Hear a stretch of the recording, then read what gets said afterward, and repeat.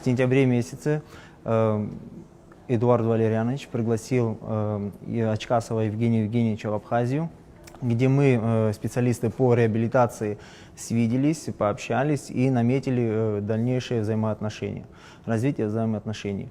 И через месяц Ачкасов Евгений Евгеньевич организовал 14-й международный симпозиум по спортивной медицине и реабилитологии, где совместно с Безугловым Эдуардом, где мы были приглашены, где наша делегация была приглашена. На симпозиум выехали с Абхазии соответственно, Яна Зантария и Квирая Сабина. Симпозиум длился 2 дня, 17 и 18.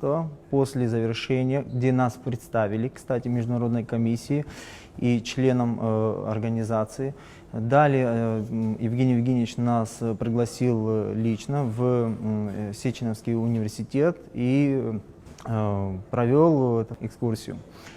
Наша встреча длилась более 3 часов, и где мы наметили в дальнейшем организацию уже в Абхазии, подобную международную конференцию. Для себя могу отметить, что это колоссальное знакомство, это возможность повысить уровень квалификации, уровень знаний и выйти на другой уровень.